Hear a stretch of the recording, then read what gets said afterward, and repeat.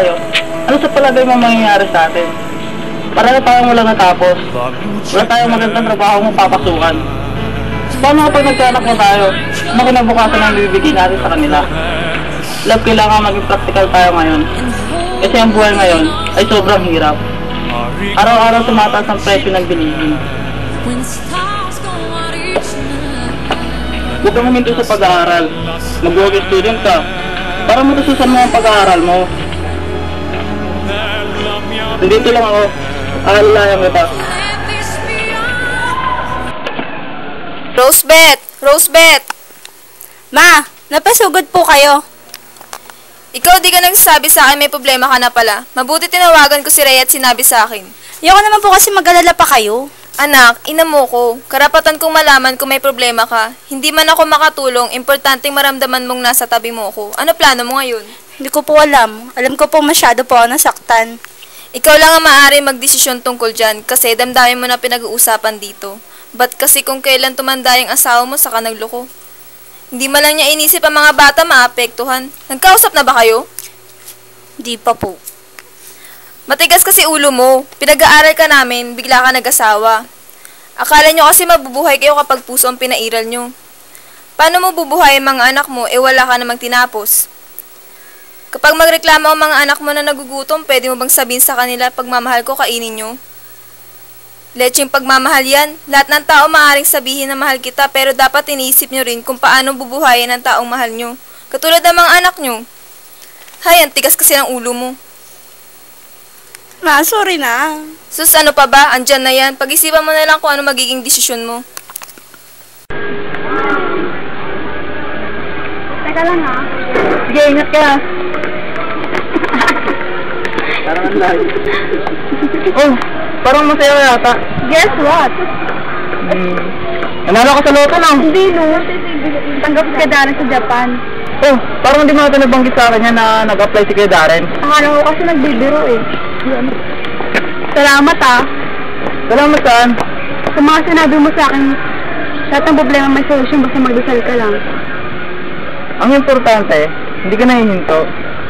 Ano kaya nangyari sa atin kung nagtanan tayo? Siyempre, sagot naman siya katagirap. Alam mo ba, ang edukasyon, ang tanging yaman, na hindi maaaring nakawin ni naman. Tama!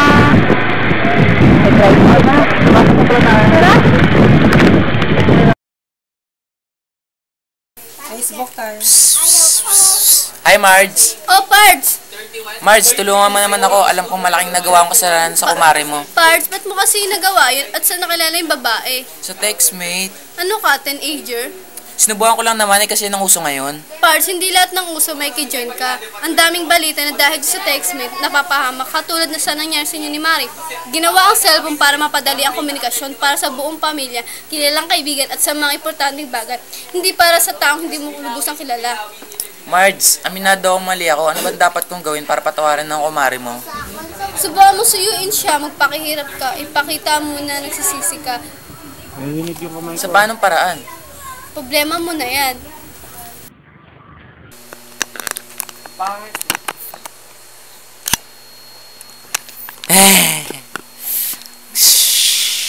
Kapagod oh. Lagi na lang ganito. Bigat! Init! Ayan na, malapit na lang, malapit na ako. Init, pawis na ako.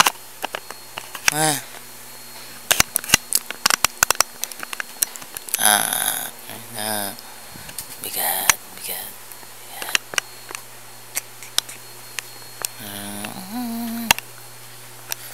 May, punasan mo ako. Teka lang. Wawa Ay, sarap. Init. Sige lang. Oh, sarap pa. Ayos.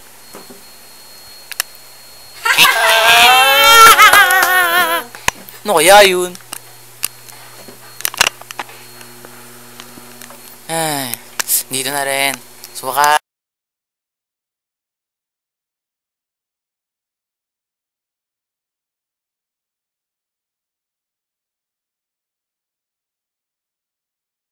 Si Papa nangaharana. Tanghaling tapat, nangarana na yan, check. Ewan ko. Ulo ko talaga yun.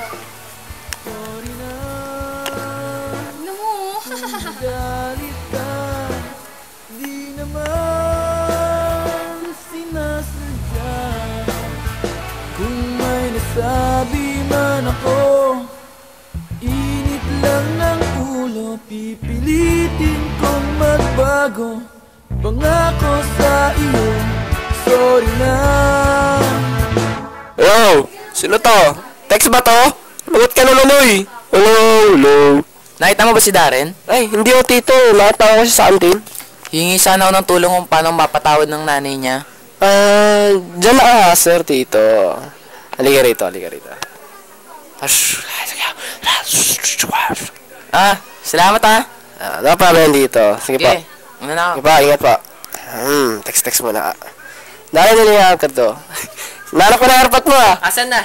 Umalis na eh. Bakit daw? Sabi oh. Gago ka talaga. Ano ba?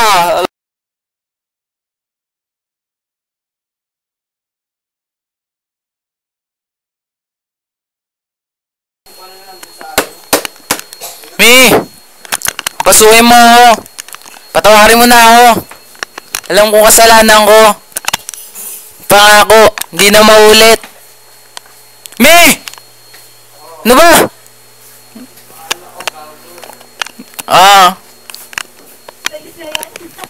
Di mo ba alam kung gaano kasakit ang ginawa mo? Mi, pag di mo binuksan ng pinto at di mo ka pinatawad, iinom ako ng panglinis ng silver. Papamatay ako. Dosa ka! Ma, baka tawanin niyo ni Papa.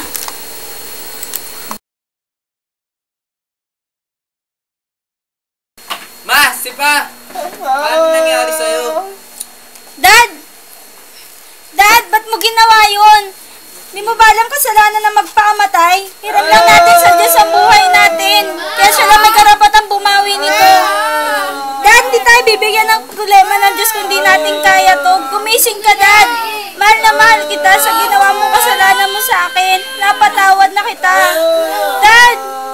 Dad! Ba't may toothpaste? Tarantado ka! Niloloko mo ako! Wala nang bawian. Hindi! Sabi mo, pinapatawad mo na ako. Mi, magsimula ulit tayo. Pangako, di na maulit. Di na papadala sa tukso. Promise? Promise.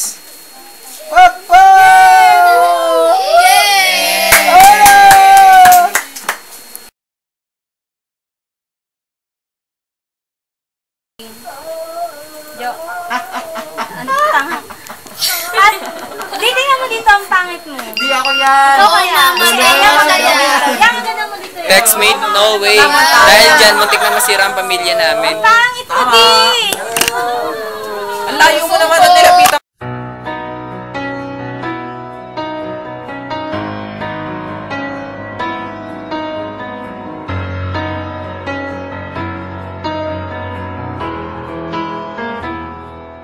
I will run into the midnight sun. Wheels go round and round, you're on my mind.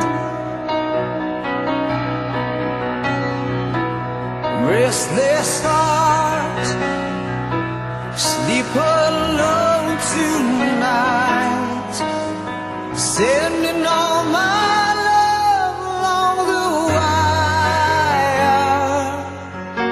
they say that the road ain't no place to start a family.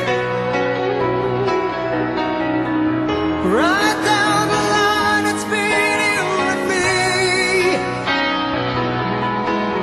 And love and music, man, ain't always what it's supposed to be.